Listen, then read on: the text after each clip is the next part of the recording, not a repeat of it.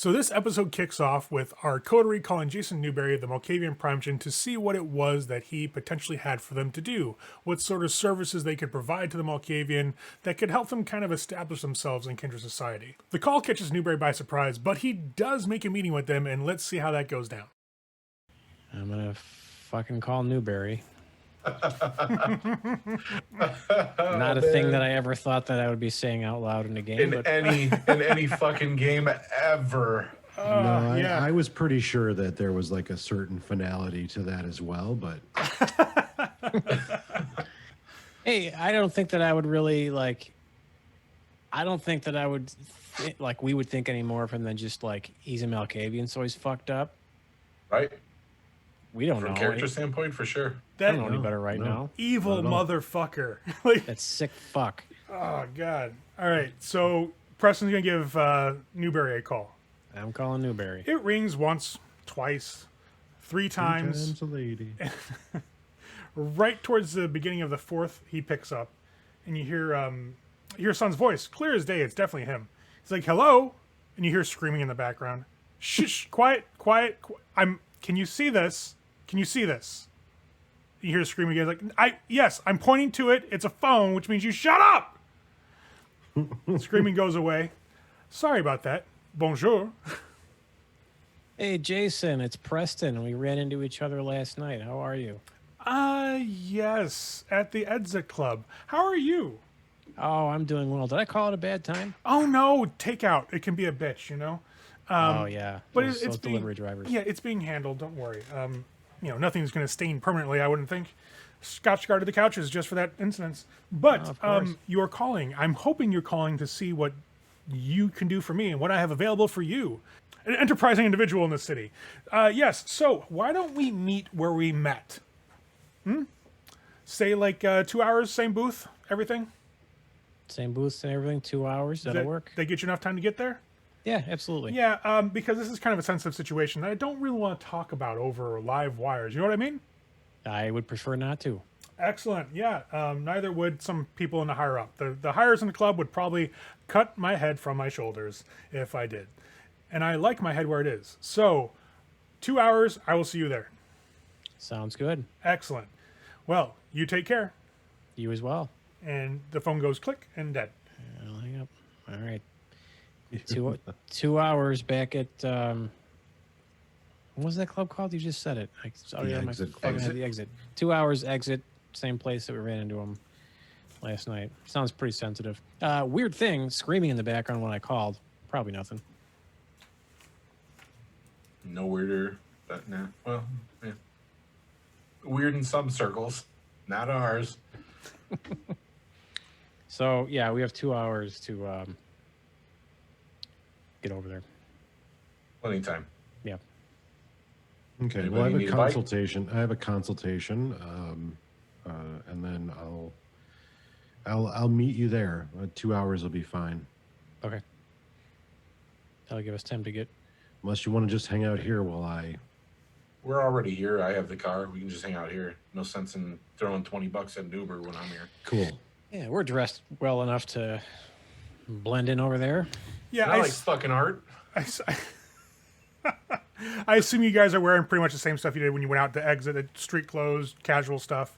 Similar stuff. Yeah. Okay. Change of clothes for sure, but similar. So in the time that he can between your meeting with Newberry at exit and travel time, Lamont can get like another client in and essentially cut them off after that.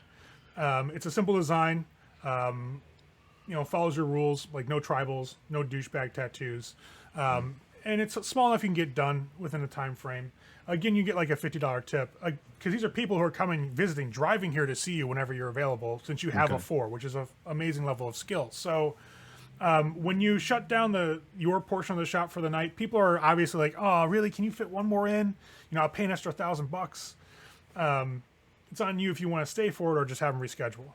Schedule something. I've got plans. They don't give you any guff. People's like, all right, yeah, sure. We get it. Because they don't want to have you say, I'm not going to do your tattoo. Mm-hmm. So they kind of play it chill. Like, oh, yeah, no problem. I was just fucking with you, man. No, we'll see you when you get a chance. I've got plenty of openings for next week, and I've got 2 hours on Wednesday. So if you want in, make sure you set up an appointment. People nod.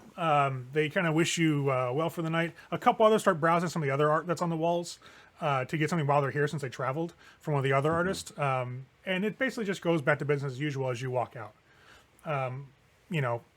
When you guys step out, it's still cold as fuck. It's gotten a bit warmer since the other night, but it's still kind of frigid. So you guys walk out into the cold, it just kind of hits you. It attacks you like a wave. You make it down the street to the car. Y'all hop in to Sullivan's poorly, somewhat beat up vehicle at this point, which does need to go to the shop. But it's still functional. You're street legal still, so you're all right to drive around. And you guys head to exit. What kind of car do you have again? An SUV. Same two windows. You hit something last week or We something? did. Yeah. Did you forget? Yeah, I did, yeah. Yeah, he got hit on the Lakeshore Drive. Yeah. Yeah. Oh, Sideswiped, if I remember correctly. Yep. Like, kissed each other's sides, but they kept going. Yeah, they kept going. You managed to pull off to the side without any incident. That was on Lakeshore. Well, after you guys drove past the yacht club. So y'all make it to exit, find a good parking spot again, make your way around the corner of the street, and you're walking to the club. You got the gas station lights are just blaring from the other side of the street. A couple of people walking back and forth. At this point in time, since Lamont was at the tattoo shop, and then you guys had to make phone calls and deal with some stuff, it's probably like around 11:30. So a little later than you guys arrived the last night. But you guys walk in, and you see the bouncer, his green mohawk, just kind of gives you both a nod. He's like, hey, guys, what's up? Hey, by the way, he actually kind of stopped you there for a second with a hand up. There's some scrawny-looking dude in, like, a button-down upstairs. Do you guys know him? Oh man, that dude is so punk rock. You have no idea. Yeah, he just. Yeah, can anyways. you? If he's cool with you guys, can you just talk? He's been kind of staring at the bartenders down here a little oddly. That made him a little uncomfortable. He's just really intense. We'll talk to him. No big deal. Hey, thanks, guys. Got it. Not a problem. Yeah, and you guys step on in. There are obviously more people here now. That's a little later at night, so you're looking at maybe like almost a dozen downstairs already. And as you make it back to the spiral staircase and start heading up, you can hear that there's already music started upstairs. So the two staffs are at work at both parts of the bar. When you get to the top of the stairs, the smaller bar right to your right is still closed down, but people are now scattered among the tables throughout the top level. And as you start walking back, you see the same bartender that Newberry fed on the night before is tending bar. And as you get within like view of the booth that he was in, he's just staring at her. And like she's obviously uncomfortable the way he's watching her. And the way he's watching her is not unusual to you guys. It's that predatory "you're my food" stare. Yeah. But when he sees you, that drops and he's all smiles again. He's like, gentlemen, please have a seat. Come over and sit down. Good evening. Yeah, it is so far. I'm just kind of cruising for a bite, if you know what I mean. Yeah, I know what you mean, and so does everybody else. What do you mean?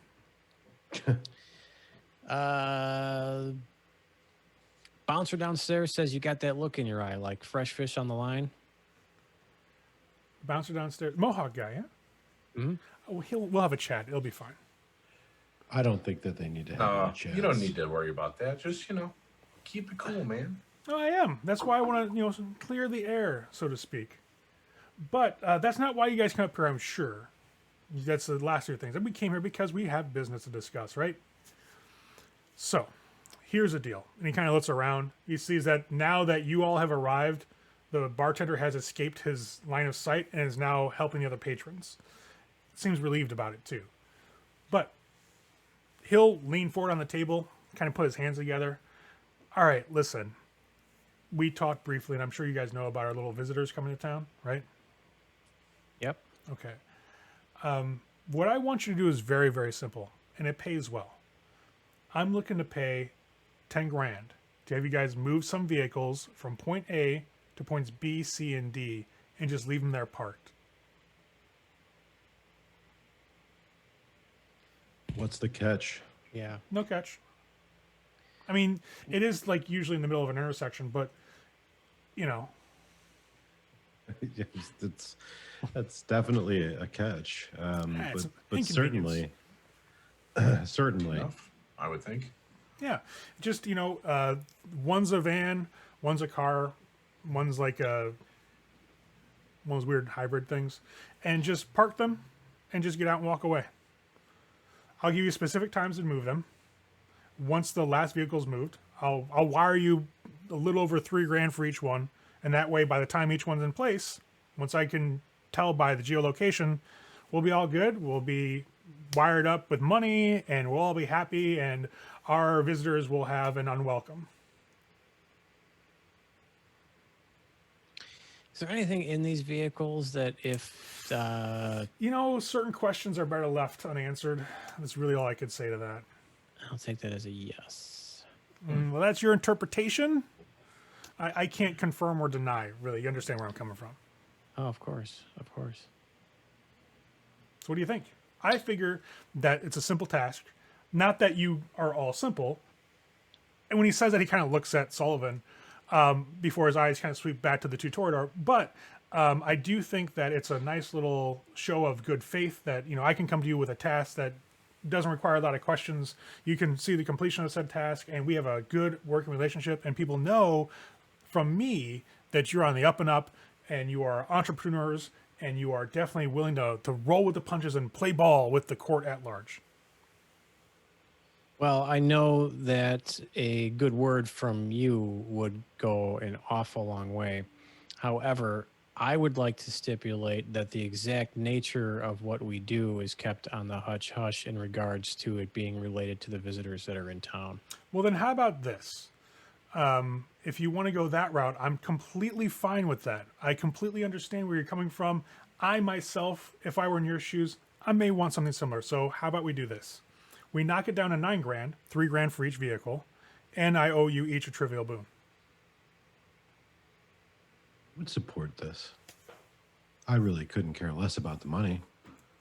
But we called you, Mr. Newberry. We've opened ourselves up to you. So certainly, owing you being owed a boon by you, no matter how trivial, would still look very good on our lapel. It would, and it shows that you're willing to participate and play ball with the currency of the realm, so to speak. This is agreeable. See Excellent. a problem with this? Excellent. So we're looking at about 2 days or so for this to go down. I will... let's see. So the bouncer talked to you guys, so he's good with you. Could I leave him something for you and he wouldn't open it? Because I don't want to give the locations via text. You know what I mean? And I'd rather not do it via phone either. And I think that a good impartial way to do that is like a letter drop. We know him, but we don't know him. Okay, well, I can fix his head then to make him do the thing. Like, I'm not too concerned about that. I I mean, think we can handle that ourselves. you sure? Yeah, we'll talk. Certainly. We'll have a conversation with Certainly. him. We're all very convincing when we want to be. Yeah. That's fair. And I can see that you have your own means to get this type of stuff done. So that just leaves me with more confidence in you. Of course. Very good. Perfect. Excellent. So the movement is in 2 days. So let's say tomorrow I'll leave a letter with him. And that'll have the 3 locations and the times that I want the vehicle to be there. And you all can see to that in 2 days. And we'll have everything concluded. And once everything's in place, I'll wire the money on over. And I will record with Annabelle the fact that I owe the 3 of you trivials. That sounds delightful. Perfect. Excellent. I agree to this. Good. It's always good to agree. I find when people are agreeable, it takes a lot of the pain out of the situation. And I like that. So I am going to go get some food. Do you all want to come? No, I think I'll be fine up here. Okay. Hey, you know what? Yeah, each we're their in. I own? think we're good. We're we gonna stick appreciate the around offer. here. Yeah. Hey, no problem. And he'll move the stand and kind of scoot out of the booth. As he moves by Sullivan, he gives you a pat on the cheek, like one of those condescending, adoring. Oh, you're cute. As he steps I'll out. give him a smile like I know. There could be hope for And then you. I'm gonna sense the sin. Okay. All right. So Don't stare too long into the abyss. the abyss is gonna stare the fuck back at you. All right, so it's your charisma and Man. blood sorcery versus his resolve. He's and one composure. offer away from being a fucking. Right, from being a fucking apostate with us. All right, fucking. I was thinking the same shit. Ray, can I use a willpower? Willpower allows you to re-roll 3 dice, but Oh, okay. but you do have a bonus dice sitting there right now. I will utilize said bonus die. All right, So while he's doing this, my plan is to get up and to go downstairs because I actually want to address the door guy about this particular issue. right. All right, what'd you get So there? I got 4 successes, 4. but I also missed on 3 dice. You missed on I'm 3 gonna dice. re-roll those 3 dice. Oh, okay. Okay, fair enough. Yeah, go ahead. And then once you're done with that, I will roll Sun. So I got 1 more success. So I have nice. 5 together. Not bad, not bad. Nice.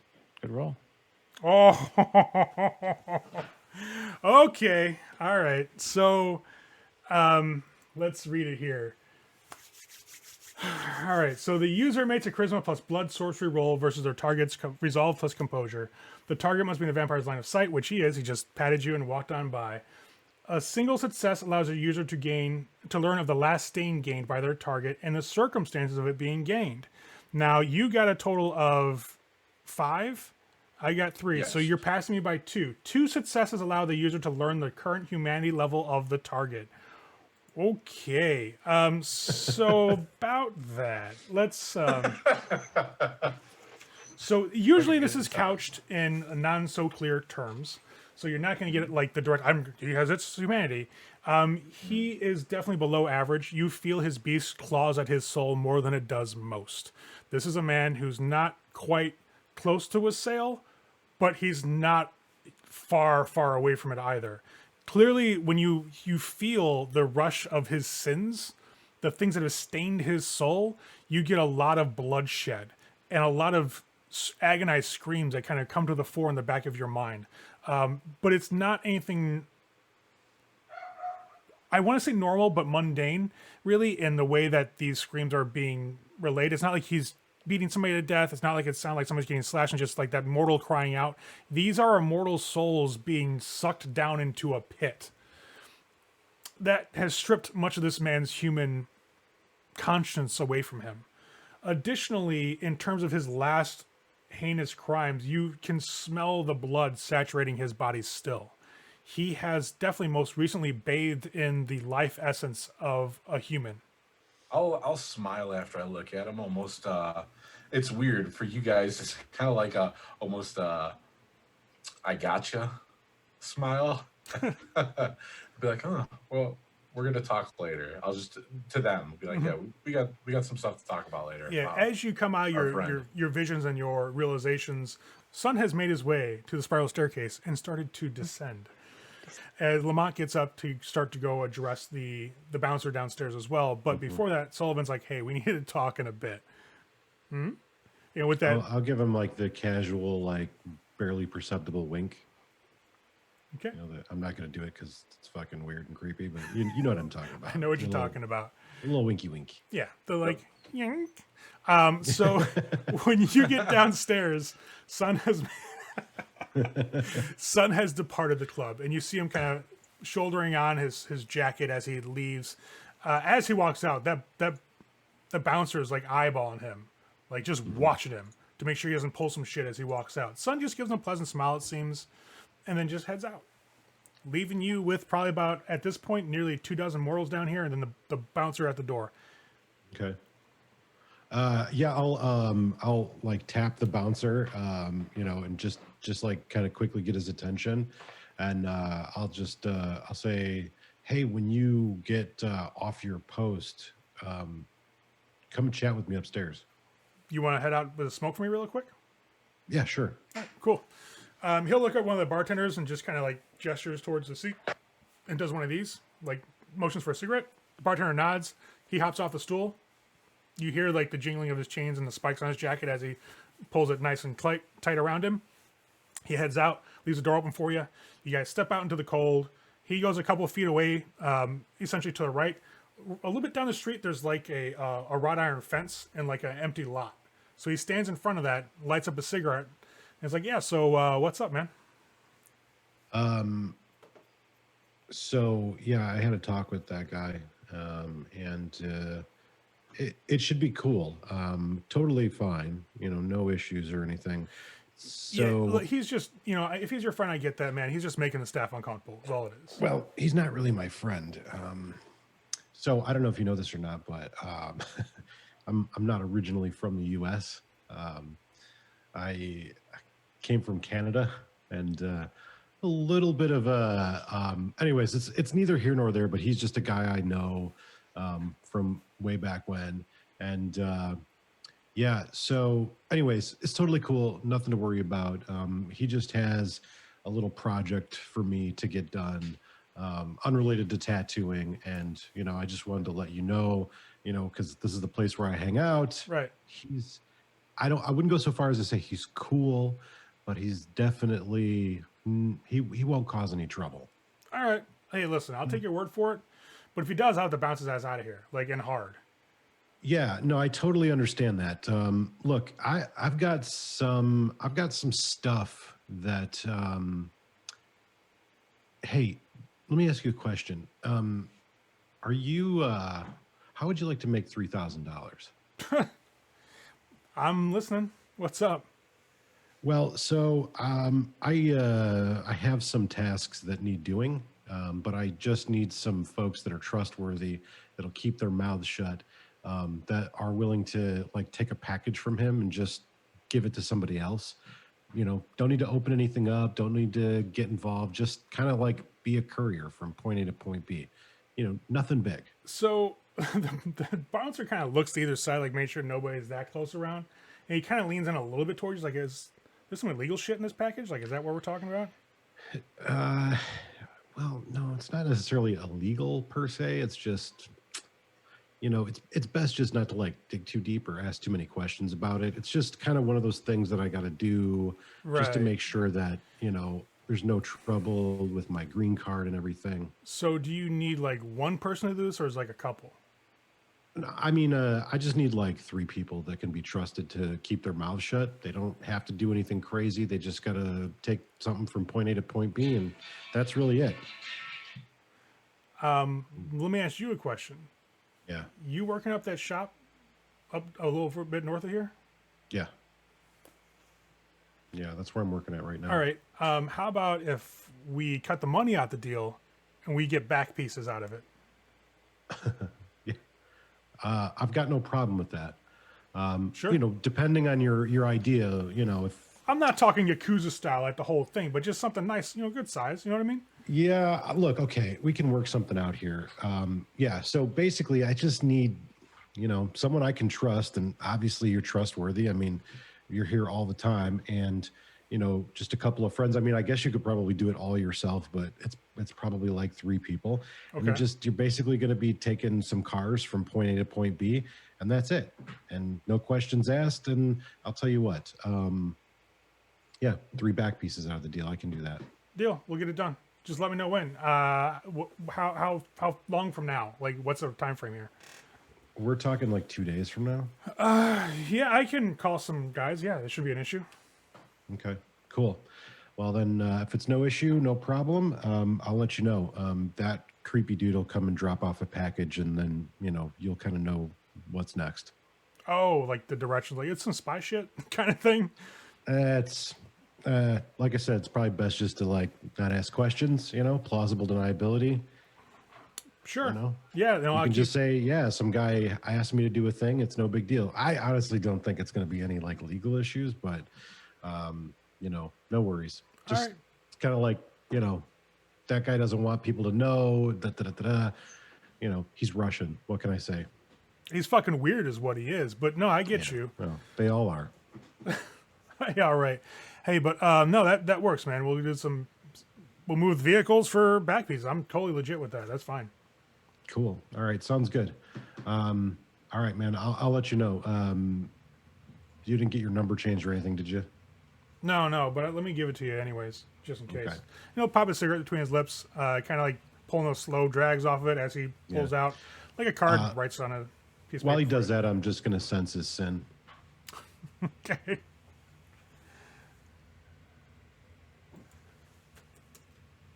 We're gonna have dossiers on everybody's bullshit. He got 0 on his resolve composure, so just roll your charisma and blood sorcery. I got 1. He got 0, so it works out fine. So a single success allows you to gain the last stain they gained, and the circumstances of it being acquired. So as you kind of commune with this guy's darker side, essentially, over the course of the conversation, you can feel this almost smothering sensation as if you're being put under a lot of pressure. It's like that internal knot that just kind of balls up in your chest and just demands action. And then you feel this along the backs of your hands, like if you would make a fist, the impacts of just beating somebody just to a bloody fucking pulp. And when you pull back, you kind of get the sense of standing in a hallway with this massive spiked jacket like this guy's wearing in front of you. Your hands are a little bit bloody, and on the floor is this older man that you can feel has some sort of relation that's of import to you. And he just beat this guy senseless. Okay. All right. Cool. Yeah. I'll make a mental note of that. Okay. All right. Cool. Well, then I'll leave you to it. Thanks for the cigarette. And well, no problem, man. Yeah. Once it happens, we'll get everything set up. It'll be all good, man. No worries. Okay.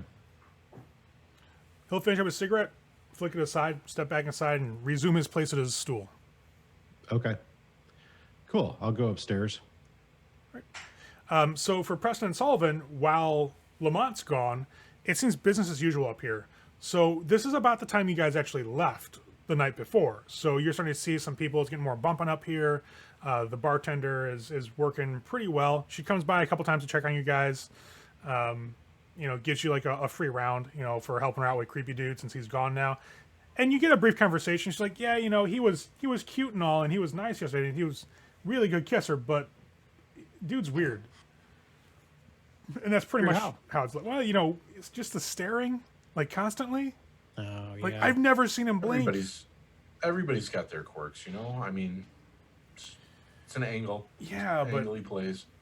I mean, he just looks at you like, I don't know. It's weird. Like, is he always in here alone, or does he like come with friends sometimes? I saw him for the first time the other night.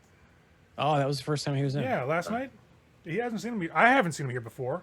He may have been downstairs, but I'm usually up here. But yeah, I mean, I don't know what it was. Something about him was just really enticing. You know what I mean? Like sometimes you get that feeling from somebody. You're like, oh, this is a really cool person. I want to get to know him better. It's kind of got that bad boy feel to him. Yeah, you just click. You just click, and then Yeah, it was something. I don't know. He's kind of strange. Like he just wouldn't. I couldn't get out of his eyesight, and when you feel someone just staring at you the whole time, it's really uncomfortable. Yeah. Well, you know what?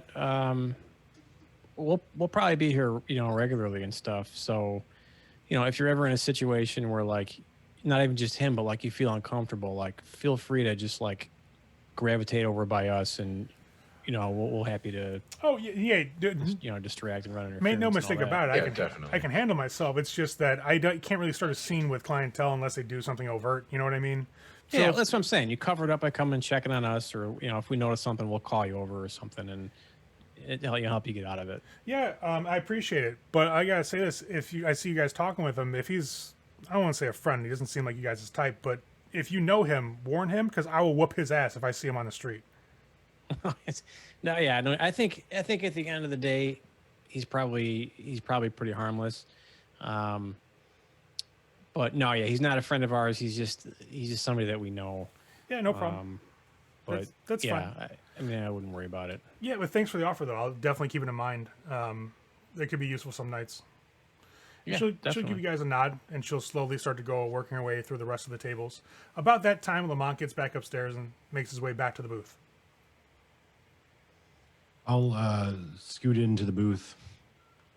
Well, we're all set. I've got someone who will do the task for us. Oh, really? Do you think I'm going to get Good. into a car and park it somewhere in the middle of the street? No, absolutely not. Or I an just didn't. elder Malkavian? You're high. No, not at all. I was don't. gonna I get the think if hooker to we- do it. I think if we did do that, they'd probably call us in, and parade us in front of everybody else, and mock us and throw rotten tomatoes at us. No, well, I have some fellas. Distinct possibility. I'll be trading some work for, and if they fail, then, well, you know the score. So, Sullivan, did you say that your plan was to get a hooker to do it? Yeah, I was gonna have Sarah do it for us. who is Sarah? Sarah's the girl that you had a thing with yesterday. Why do you know its name? Oh, because she's intrigued me. I tried to gaze past. You're ghastly. Her. I don't want to hear any more about your wretched tricks. Or your army of hookers She that are out intrigued doing me. your bidding in the She world? intrigued- oh, Not yet, but they will be. They will be. she intrigued you, huh? She did. They come in all shapes and sizes, my friend. I'm sure she could attest to that. I Inappropriate. have no doubts. It's a family show. How dare you? Yeah, the Baali fucking family show. Pardon me, I'm sorry. Polite to kiss and tell. Oh, that prostitute has a heart of gold. But we most definitely need to talk about Jason. Later, not here. All right. But for now, let's like we're already here. May as well hang out for a little bit before we go home, right? Sounds good, mate. Sounds good. I'll see if there's an opportunity to grab a bite to eat. I'm gonna call my new girlfriend. So, Yes, Sarah? No, not Sarah. The another chick one? that I made out with here yesterday. so out of quick curiosity, what hunger is everybody at? 2. One. One. And Yeah, Sullivan's I at one as rolled well? incorrectly. I forgot to change my hunger dice back to 1 after I fed. Oh, yeah, I see that. That's at 3 still. It's fine. You still got it. So Preston's the only one that's really going to get anything if he feeds tonight. Anybody else who feeds will be doing it just for the shit of it. And that's definitely fun. Don't get me wrong. So is Preston going to pull his, like, I'm bad, come save me from myself thing again? No. I'm going to do the out for a fun night, like party type, not crazy out of control, but like, hey, I'm that like mysterious hot guy out for a good night Okay. type of thing, and see if I can work the crowd a little bit and find somebody and try and find a way to like isolate somebody from their friends and strike up a conversation and go from there, and then end up in the bathroom. He's the guy that walks around the party, and you're like, I wonder if he's got coke or meth. Like he's questionable. Basically, like I picture myself like when I'm in this mode, kind of working through the crowd and like looking for that opening to strike up that conversation that leads to separating them from whoever they're with, and then taking it a step further. Right. The predator dividing and conquering. So go ahead and give me a roll of your predator type feeding dice. Your difficulty is a 2.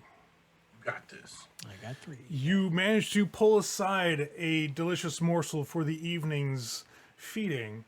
It's a girl this time around who is a lot more into that bad boy type that you're kind of putting out there. She's really picking up on the vibe you've got out in the air, and she's here with a couple of friends, but she's definitely casting glances your way. And after some brief conversation, you can definitely easily ply her away from her friends and get her to a place more suitable for the feeding. Now, since you did use the stairs last time, you opted, as you said, for the bathroom this time around. Yeah, I don't want to be that guy who's always in the stairwell. The stairwell guy? I gotta mix it up. I don't want to be, become notorious. So you slide into this small little closet fucking box of a bathroom and manage to get the fangs on to get some good feeding in. And now, so the question I have is, you only really need to take one. You can sip on this individual or on her neck, probably I'd say very, very safely. It would take a scene, but nobody wants to be in the bathroom for a freaking hour because that's just unreasonable. Right. However, I mean, some people do, but they're, again, unreasonable. However, you can sip one from a human in 3 turns, so like a couple like seconds, maybe 30 or so if you stretch it out, and get 1 hunger slaked, which is perfectly fine. That'll slake you down to a 1, because really to get any lower you'd have to kill her anyways. Yeah, I'm not gonna do that. Back on task. Yes, you get her in the bathroom. You manage to sink your fangs into her, and over the course of like a minute or two, you manage to gain about a hunger's worth of blood slaked off of her. Lick the wound, everything's fine. She's not even really woozy. It's just like a heavy makeout session, and she leaves you a number, and you guys part ways. I'll flick the lingering kiss. Y'all love that one.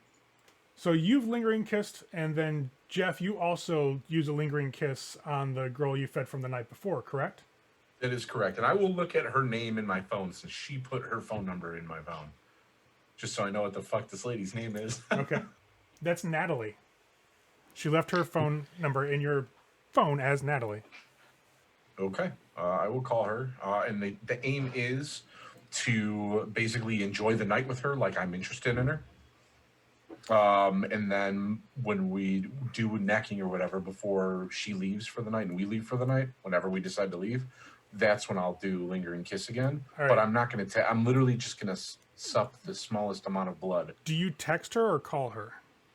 I'm going to text her because I'm in a noisy club and I couldn't hear her right now if I wanted to call, but I was really interested in hanging out with her tonight. Yeah, she really did kind of intrigue me. You don't call somebody. You get I'm here. I'm here again, and I was thinking of Text you. message. Right. You get a text message back, and it says, "Who is dark and handsome?" Question mark. I'm dark and handsome, and you were here with me yesterday. Who are you? Oh, you don't remember me? I'll just put a sad face. Where should I meet you? Is what you get back.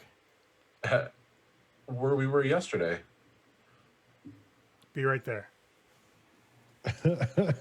Hopefully, she doesn't like go to the gas station. Or how many dudes this chick Right. made out with You're, last night? Right. you're running in. You're waiting about 5-10 minutes. You guys will see Son walk back upstairs and looking down at this phone, and he texts, and Sullivan gets a text message like, "Where are you?" I'll just look at him. Really? He's across. You can't. He's not going to hear you, because you got the Right. music and got the crowds of people talking now. I'm gonna send him. I'm just gonna send him look up. He starts looking around, I'll and you just ain't. wave. He's like, he walks I'll just be over. like, you asshole. He walks over. He's like, "Was that one yours?" Well, it was. Oh, not anymore. Oh, I might have broke her. sad day. Yeah, sorry. Alright. Yeah. Yeah. Hey, there's no harm, no foul. I didn't lay claim. No, I was in the neighborhood, so I stopped by. But I will. Good to know, though. I thought Are you gonna maybe. keep the phone? Well, I'm gonna toss it, but I still had it in my car. So when I was driving down the road, it started, buzzing the text message. I was like, "Oh, who's this?"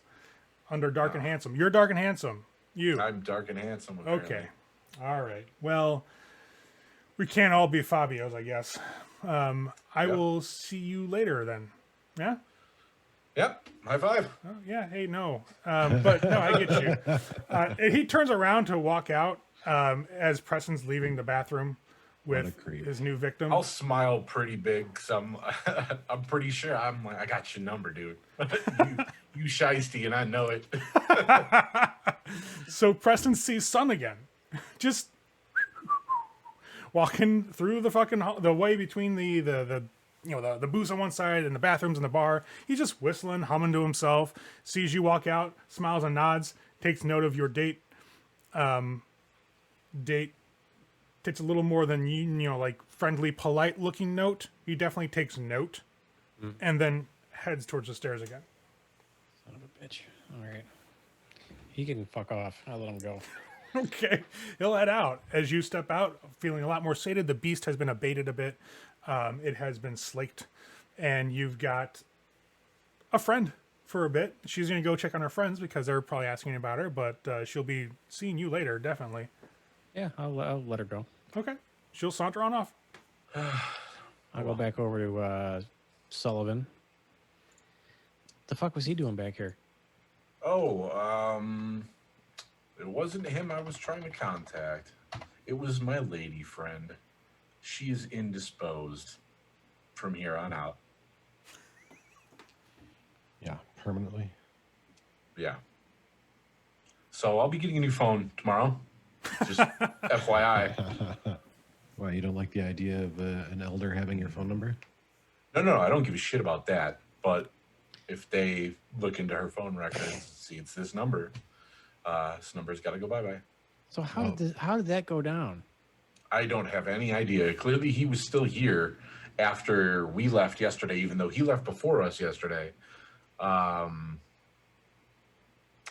again, we'll be talking later. Okay, because that's fucked up. If that's on purpose, that's really fucked up. That's the tip of the iceberg, my friend. From what I felt, yes.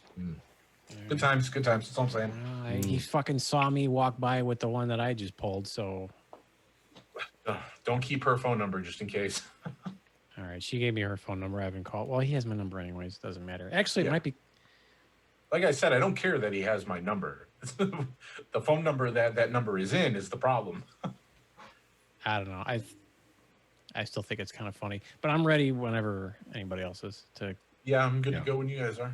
Head out and you guys have a chat. Chill for just a little bit. Let some of that wonderful rush of blood in Preston's system kind of like just relax a bit.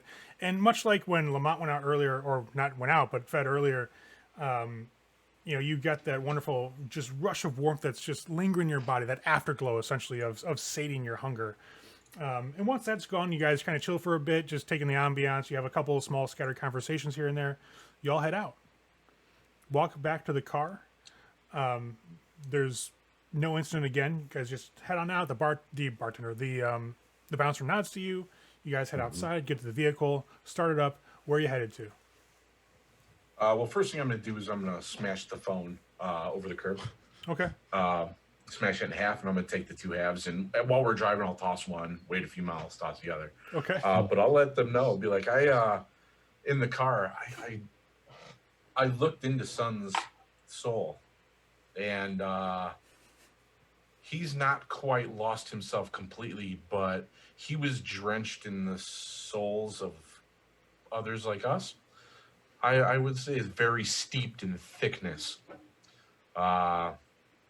Almost a palpable, tasteable evil. Yeah. It was delightful. Well, good.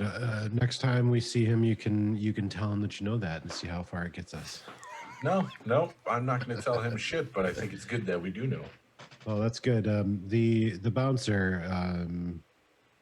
has a little secret too. So, him and a few of his friends are going to perform a task for us, and if they fail, then we know what to do with them. Otherwise, we should be just fine. He wanted tattoos, so I offered him money, and I probably should have dug a little deeper before I offered him money, but he and his friends wanted tattoos, so I felt I was getting a reward either way. That's easy enough. So we're getting money, you're giving tattoos, and they're performing the job. Yeah. I approve. Well done. That beats hiring hookers to do it. Just saying. Does it though? Yes, it does. It's your army of ladies of the night, Jeff. You gotta stay. You're building up a stable of whores.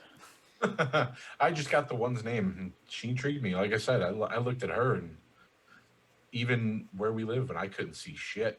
That's a potentially willful woman that I would love to break.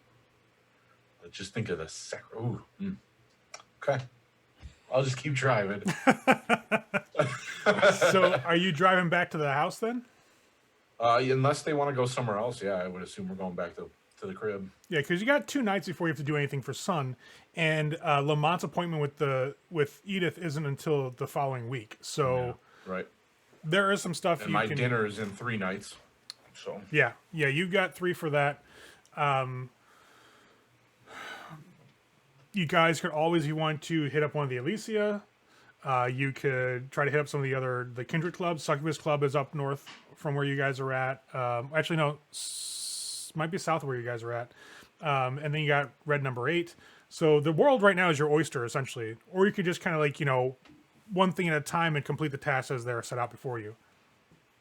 I'm a little driven to work more on the new scrawling.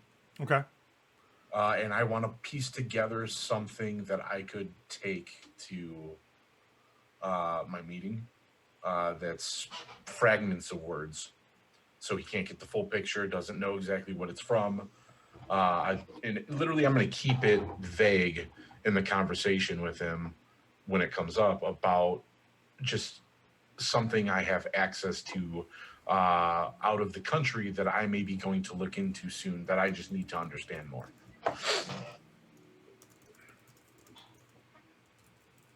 Okay, not a problem. Basically trying to convey I don't want to give up my source because he's not locked down for me yet. I don't want somebody else to get the scoop type deal. But I'm interested in some of the info from it. So. Yeah, not a problem. So you guys get to the house, and once you guys all head inside, first off, everything is as you left it. Nothing's out of place. With Lamont's security knowledge, like he just obviously, as a habit and predators, and especially being in a very like hostile environment as sometimes cities can be, you just check over things as you walk by, see if things are still in the place you left them. And for Lamont's, scrutinizing gaze, everything is still as you left it. You guys step into the warehouse loft, and Sullivan goes to grab his pads and his pencils and other implements of research. And Lamont's stepping around, and Lamont, as you're walking through some of the hardwood floors, you see rat shit on the floor. Just the occasional small dropping here and there. Nothing really heavy. It's not like a fleet of rats came in and shit all over the floor. Just like one or two small pieces, and they're kind of by the door to Preston's like sleeping area. I'll follow the trail. I'm gonna walk over there and take a look. You head in, and you will see, as you kind of push aside the barrier, there's like 3 rats that are sleeping on Preston's bed. Large motherfuckers too. Like they're like a foot long. Okay. I will, in an act of like avian predatory quickness, I'll snatch one up and grab it. You'll grab one up from its little slumber. The others will kind of squeak as the bed's jostled a little bit from your quick snatch. But you got one in your hands, and it's starting to squirm and trying to get out, obviously. I will walk over to Preston. Once you just hold the rat out like this. Once you get that close to him, the rat calms down. It's just looking at him. Tell your family not to shit on our floor. They're sleeping in your bed. I'll look at the rat. Hey, can you not take a shit on the floor? It just kind of stares at you like a rat. How am I going to talk to a rat? What do you mean, how are you going to talk to a rat? You said tell it not to shit on the floor. How am I going to control where it shits? They're your loved ones or pets or whatever. They're sleeping in your bed. I did not have a rodent problem before last night, and now I'm developing a rodent problem. I'm going to go in my fucking bedroom. Take your rat. Do you take the rat? Okay. So you take the rat, and like as Lamont goes to let it go, it crawls up your arm and rests on your shoulder. Yes, shitting on the floor should not be done in the common area, thank you. I don't care. I'm not waiting for a response. I'm grabbing a broom. So you clean it up. Preston walks back to his sleeping area. And you'll see the other 2 rats, like they're just peeking their heads out of the 2 holes either side of your bed that you found this morning or this evening when you woke up. And they look up at you, and once it's you and they don't see anybody else, they slowly walk out and just kind of sitting there looking at you.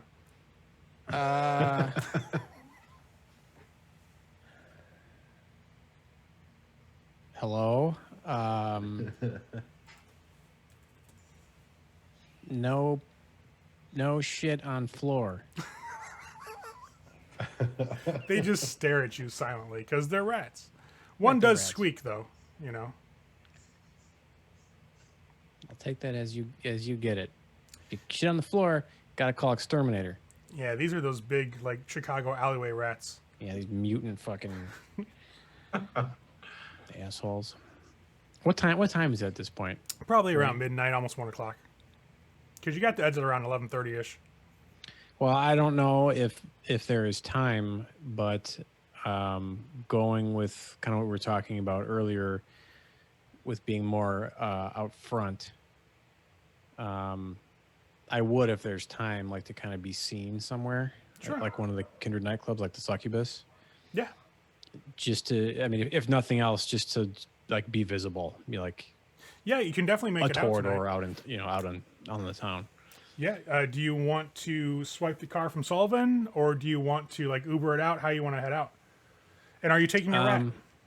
I'm not going to take the goddamn rat. Those are staying. But if I could take public transportation or an Uber, that would be fine. Yeah, you can find your way there with that. Like whatever's, So you take the rat off your shoulder, and you go to get ready to go out to an actual like kindred spot. While you're doing that, you guys got Sullivan, messing around with the computer, the laptop, looking up these scribblings in Akkadian, occasionally heading back down to the Well of Sacrifice to get like another bit of text before coming back up to where, the computer is, etc. Lamont cleans up the rat shit on the floor. There's not that much, just a couple droppings here and there. But you do start finding occasionally in other places throughout the warehouse, the loft, there are some smaller holes, like rat holes, like maybe a total of 4 you find outside of the 2 from his sleeping area. One is in like the stairway that goes down to the Well of Sacrifice, the hidden part of the loft. 2 are in the kitchen, and another one's right by Sullivan's sleeping area. Okay. I'll just make a mental note of that. Honestly, I don't really care about the rats too much. I just like giving him shit. The guy for who lack of a better spoke term. the name. Yeah. This is all his fault. It has nothing to do with the festering corpses below our house. Nothing at all like that, or the fucking 3 foot in diameter hole to hell. None of that. It's just him because he said the name. So yeah, I'll just make a mental note of it. If we do have company over, that might be a concern that we have rat holes. Also, it could be a concern from the perspective of sunlight. If they go outside, I doubt they do, but they could. So yeah, I'll just make a note of it. I'm not going to do anything about it at this point yet, though. Okay. All right. So about that time, Preston gets all gussied up, essentially, and ready to go. You hit a ride up. Do you want to go to the Succubus Club or like one of the others? Succubus will be the most prominent, to be honest. That'll be definitely, you show up there, like that's where some of the higher ups start to contend. Because to be honest, the other clubs are run by Thin Bloods. And while they're popular, Fuck the Thin Bloods. Yeah. And word on the street is really that KJ's kind of humoring them for right now. More than likely, he'll take them over at some point. So, like, Thin Blood patronage is starting to kind of get thinner. Haha. But heading to Succubus Club is perfectly fine. You manage to grab an Uber, head your way down that direction. What is a little uncomfortable for you is that you pass the Archdiocese of Chicago on your way to the Succubus Club. It's literally like across. So the alleyway that leads to the Succubus Club, the end of that mouth is right by the Chicago Water Tower. That the famous historical water tower. Right across from that is the Archdiocese of Chicago. So it's literally like you can spit and hit the Archdiocese from the entrance to the alleyway to the Succubus Club. That's interesting. You get that feeling of dread in your soul as you pass that building. You're not in pain. It's just like that's something that brings me definitive discomfort. Yep. But you make it to the alleyway lip. Your driver lets you off. Kind of gives you a nod, like, see you later, and then heads out as you're standing there on the corner of the street in the Chicago cold. It's about 1 o'clock by the time you get out here. And there's a small snow flurry occurring as you get set up in this part of town. The traffic on the street is, kind of flowing back and forth. It's still the weekend because you guys it was Friday night last night. So you guys are still in the popular, like everybody's out doing stuff in the nightlife. It's a Saturday night, so they're out going to have a lot of fun. So you've got a lot of people walking in pairs or in small groups here and there. Luckily, you're not that hungry, so you're just watching people and it's like, yeah, hey, sure. Now, the question I have for you, though, is that when you get out of the Uber and you're in that cold again, are you going to do the blush of health by rousing the beast's hunger, potentially? Yeah, because I'm assuming there's a lot of people around, and as this is a kindred hotspot, if I don't, they're going to, like, others may notice, and then I'm... Yeah, it's going to look odd. Yes. So go ahead and rouse. I will rouse. You're good. So as you step out of the car into the cold, when the chill starts to settle into your bones, you kind of force the blood to go through your system.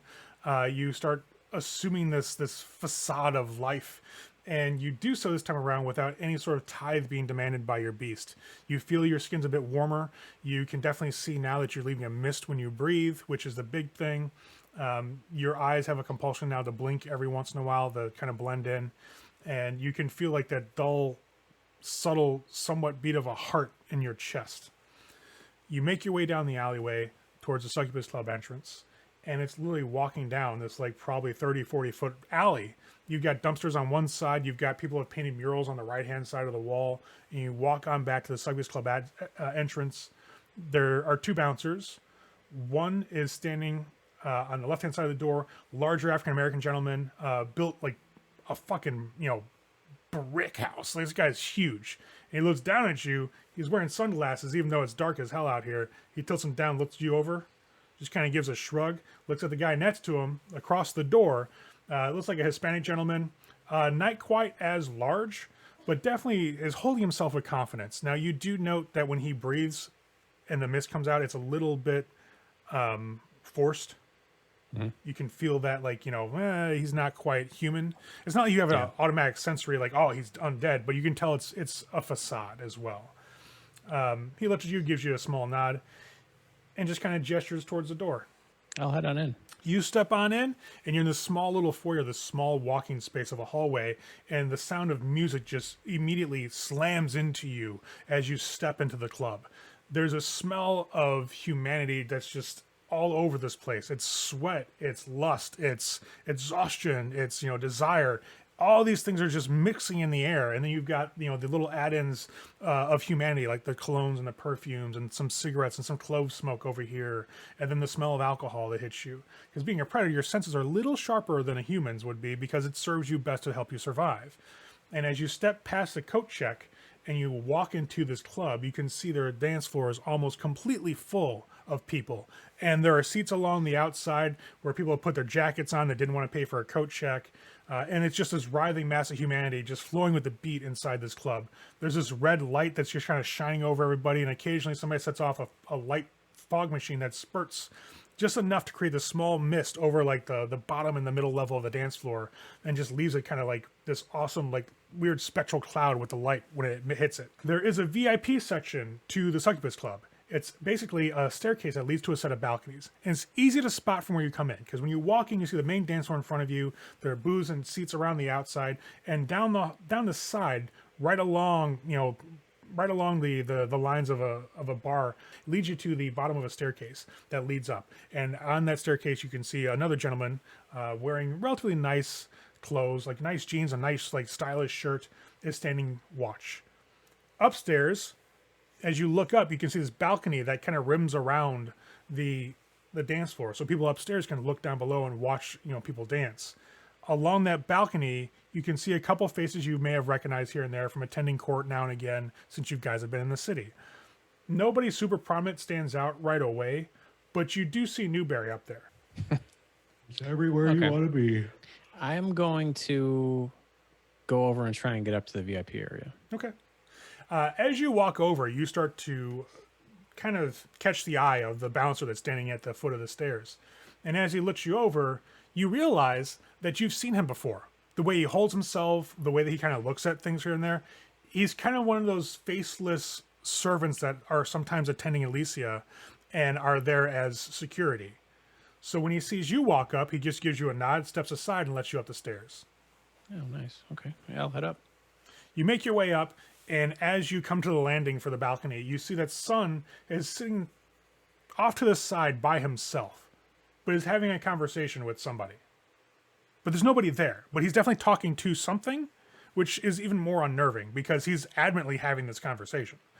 As that's going down, you see Annabelle, her gracious, beautiful self, sweep across the floor, walks right past you without even looking at you, and in her trail, in her wake, you see a couple of other Toyar you've seen throughout the city kind of slowly wander behind her.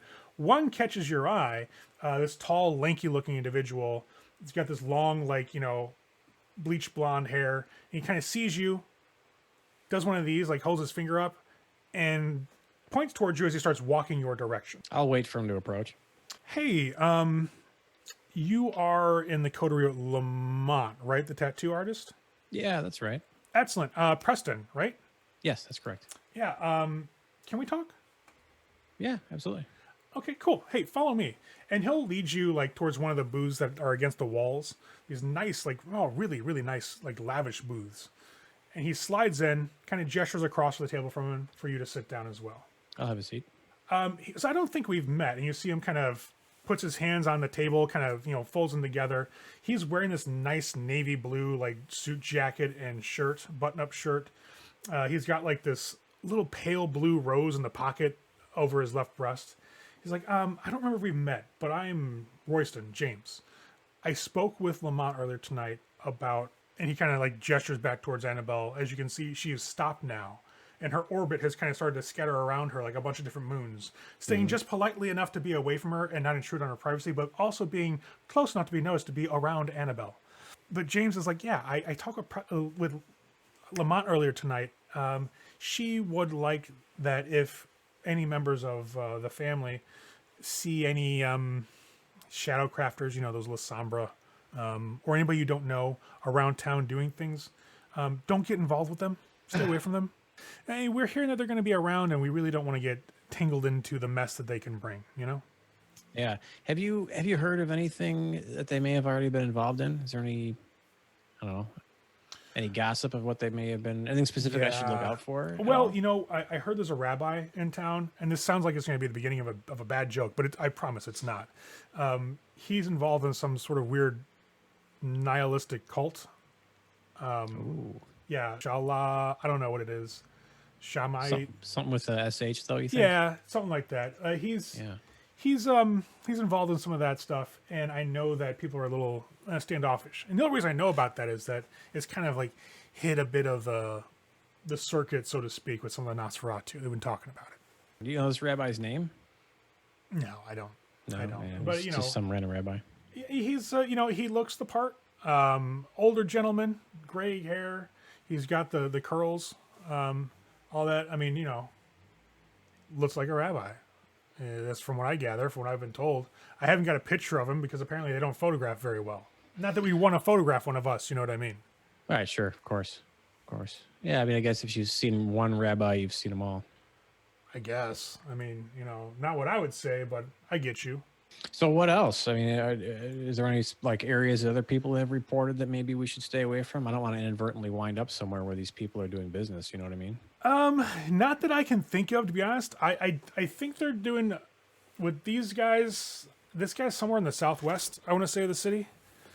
The more not so good neighborhoods, I would say. Yeah. I mean, but I can tell you somewhere you should go. I don't know if you've.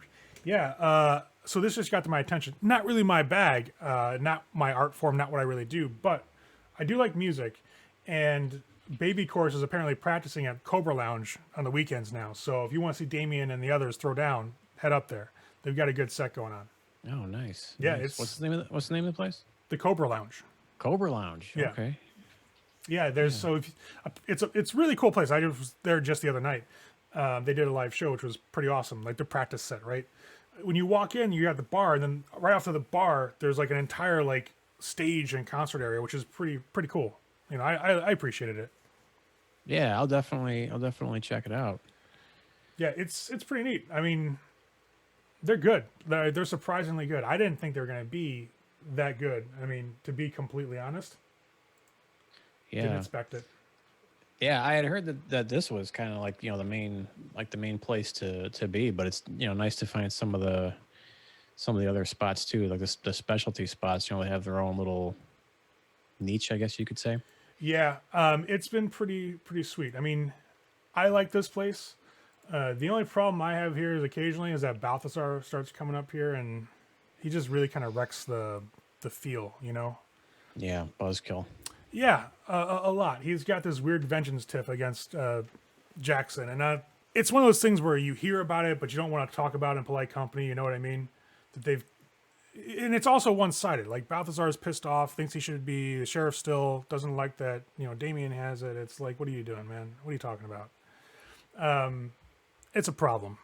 He says a lot of things that aren't really, well, good to be in company. So why does he still want the gig? It seems like, I don't know. It's like if somebody kicks you out of their club, like why would you be begging to get back? You know, it's kind of, I don't know. Isn't that sort of a, I don't know. It's probably some sort of pride thing. I really can't. I mean, what did Bruja do anything for? Like, I really don't know. The guy was, like apparently not the most subtle of individuals or the most well cultured. Did the job like a jackhammer, and then wonders why he's not on top of the list for Mr. Jackson. That's on him, man. Yeah. So where else other than the Cobra Lounge? Where else is good? Well, I know that's where Damien and them are going right now. As far as hangouts, we've been kind of staying away from the Art Institute. Kind of like give it some distance. There's some weird shit going on there right now. What kind of weird shit? Apparently some of the workers at the place across the street have gone missing, and weird. the hierarchy is starting to be concerned that maybe that could draw attention to the Art Institute if in case something happens on the night that we go there, it could cause a problem. So we're kind of starting to shy away from that one until we get the whole thing sorted out. Apparently, some gangrel named Lester is looking over that building, the AIC, and we're trying to get a hold of him to figure out what the hell's going on in his little domain here that was granted to him, but he's not really talkative, let's say, to most of us. Lester, huh? Yeah. He's a gangrel. I tried talking to Rosa about him, but Rosa kind of gave me the cold shoulder. I don't know what that is. It's probably just a dislike for Torador on her end entirely, but, not really my problem.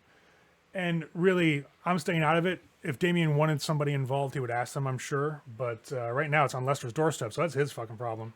Yeah, okay. All right, so probably not a good idea for anybody who wasn't authorized or asked to try and get involved in that one, huh? Unless you want to talk to him or maybe getting good with the gangrel. I mean, if you want to dirty your hands, I mean, you and your people are pretty new in town, so I'm surprised nobody's actually reached out to you guys yet to see about doing things here and there, participating in the boon economy, things of that nature. I mean, yeah, I mean, we're open for, trying to make a name for ourselves and earn our keep here, obviously. So, I don't know, maybe that's something that I could look into. I mean, I couldn't make any guarantees, but I could give it a shot, or, we could give it a shot. Yeah, it could be interesting. I mean, I know that, and this is no offense to you, right? I mean, let's be honest there. As a clanmate, I appreciate coming to a city being new and having to kind of work your way up from the bottom.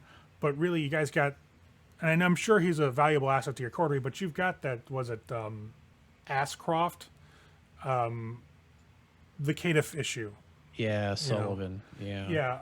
I know he's probably a tag-along, wants to play with the big boys. He's attached himself to two Torador, one who's a known tattoo artist, and then you got yourself. So I'm sure it's one of those things where you guys aren't really laying with the mud, but the mud does rub off now and again. You know what I mean? You know what it is, and I'm sure you'll know exactly what I'm talking about, but do you know how every kind of group of friends has that one that everybody kind of dumps on a little bit, and like they help to kind of take the negative attention away so that like if something happens, like it was obviously them. That's kind of what the situation is, if you know what I mean. And I don't want to outright be rude, but... So you've got a scapegoat on hand, essentially. Well, I guess you could put it that way, sure. But, he's just, keep him around. He's okay. Okay. Well, hey, you know what? I'm not going to begrudge you, having somebody around that can do some potentially dirty work or things of that nature for you. I get it. I understand. I don't really do it myself, but I understand the need. But out of curiosity, why don't you guys come around court more often? We had a meeting just last night. We didn't see any of you guys. Yeah, like we've been meaning to. I mean, we're still trying to get settled and stuff, and so that's definitely on the agenda. I mean, I know I'll definitely be around more. I know, Lamont's been super busy with his trying to get his business going and established, and try and make inroads there. But yeah, we'll definitely be around. Fair enough. Yeah, you guys are always welcome, obviously, especially with our clan. We would love to have more mainstream artists kind of come in and show off their craft. I mean, I'm more of an antiquities guy. I don't really delve so much into creation, but more curation, if that makes sense. Yeah. So I'd love to see some of your work as well. That'd be nice. I do know that there are certainly others who would feel the same and love to get an idea of, where you guys would fit in and where you guys can collaborate with one another and others within the family. And then you obviously have a very powerful potential patron in Annabelle. I mean, and he looks around, not that I really want to sound forward, but she pretty much runs this city. I mean, she's acting as the harpy, and she's acting obviously as our clan representative to the prince. And there's not anything she can't do in the city and isn't doing in the city. Well, clearly, I mean, I just observing kind of how people interact with her here. It's clear that she wields a lot of. She just has that natural presence to her, that magnetism to her, where people are just, around her. It's impressive. That is certainly one way to put it. And I get occasionally the grace of being able to help her out with the, small detail from, time to time, such as informing you and Lamont about this issue. She wanted me to let the rest of the family know about it. And now that I have, I think, everybody's on the up and up. We're all informed. We're all plugged in, so to speak. So we can definitely make anything odd that occurs with these new guests known to the proper people so they can be taken care of in an efficient manner. As you guys are sitting there, you will see from your vantage point in the booth this woman walk up the stairs wearing this beautiful black dress. It's almost like an evening gown, and there are sequins on it that make it sparkle at just the right points as she moves. Her hair is this jet black. It's pulled back into a very conservative, not a ponytail, but it's just gathered behind her head with a braid that comes down from, the peak of her brow all the way to the back of her head. She's got dark eyes. Her complexion is very olive in tone. And as she reaches the landing, she turns and looks at everybody, and there's like a stillness that just falls over this entire balcony as everybody turns and looks at her. And you get this sense of like, what the fuck are you doing here? And a bit of tension rolls through the air. You hear this small yelp from Sun and turn to look, and he's gone. Like, you hear a, and then he's gone. Like, you turn to the side of the sound where he was sitting in that booth, like not that far from you. There's nobody in that booth anymore. And you don't see him on the balcony. When you turn back, you see that the toreador across from you leans into the table and is like, that's Sierra. She's one of the... Oh. Yeah. Not really supposed to be here, but technically it's a gathering, so she can come. Kind of in bad taste, Right. Okay. So we should probably stay away from her then, huh? Yeah, let's head out. Annabelle might take offense to her being here, and we don't want to be around for that type of destruction. Yeah, that's what I was thinking. Socially, yeah, of course. Socially. She's not, obviously, Yeah, absolutely. Yeah, for sure. Yeah, follow me. And he'll get up from the booth and start heading towards, like, another door you can see along the edge of the balcony that leads further into, like, the offices or whatever else is up here. I'm going to try and sense the sin on this dude. Sure. On poor James, he got 3, you got 3. I'm going to give it to you. His most recent stain gained. You feel yourself as you guys rise from the booth and he starts leading you back towards this door. You have this moment of separation, like time itself slows and stops for you as this starts to coalesce into your mind. And you start feeling the sensation, these emotions. And for him, you're getting panic. You just did something you should not have done. And there's this imagery that starts to come to the fore and solidify around you. You're in like this storage room. You see and you can sense crates all around you, and you have an assistant in front of you that dropped some sort of artifact. You can see it's on the ground in pieces, and you just lose your mind. Like the panic is over, and then this rage comes, and you just beat them down. And then at the end of it, there's this sudden like rush of, oh my god, I gotta fix this. And then you feel like your fangs bite into your wrist, and that's when you get pulled back into reality. So the stain was due to violence. Obviously, it was that lapse of control. It wasn't an embrace. What do you want to say? That a person was not dead whenever you get the sensation of the bite, but definitely some sort of giving of the blood. Likely just ghouled him. Okay. And then as you breach that back room with him, you go into the service hallway, essentially, from where the workers come up to like bust the tables and things like that and get downstairs to the kitchen. you see Sun in the corner of the room when you walk in, and he's staring at the door with a shotgun. And when he sees you guys walk in, he nearly pulls the trigger. He's like, "Hey, whoa! Oh, I thought you were her." Whoa. Hey, no, hey, you know what? We got Alessandra on site. You can't be too careful. They're here to do something bad. We got to take them out before they take us out. They're going to destroy everything we hold dear. And he takes his hand off the trigger, or his finger off the trigger, and slowly puts a shotgun down. You guys, you should probably go. Yeah, man, we're headed out. James is staring at him like, "You're not supposed to have that here." And Sun looks at him and says, "I have what here?" James points at the shotgun. He goes, "I have what here? I don't have anything here. Do I?" And James looks at you and then looks at Sun and goes, "You have two Toreador here that are seeing you with a shotgun. You were going to shoot somebody on this location just because this is a welcoming place." Sun leaves the shotgun leaning against the wall and walks towards him and goes, "You don't remember anything. When you walked in, I was here to greet you very politely. And you felt so horrible that you think you should go to Annabelle and offer up a boon to me in recompense." Fucking. James goes blank for a minute. He's like, "Oh, Primogen's son, I am so sorry. I didn't mean to interrupt you." And he turns to Preston like, "I have to go do a thing really quick. I'll see you downstairs, but again, be careful, right?" Yeah, absolutely. Yeah, I'll meet you downstairs. Okay, and he heads out. And as he heads out, you see this devious smile just kind of creep and tug up on the corners of Sun's lips. And we'll cut there for the night. So we definitely had an eventful night for our coterie tonight. They managed to figure out what it was that Newberry had set up for them. They made some arrangements to have it done without their fingers touching the process at all. And at the end of the evening, we had Preston going to Elysium to see what was going on and ran into another issue that kind of caught everybody off guard. Anyways, we'll see you guys back next episode.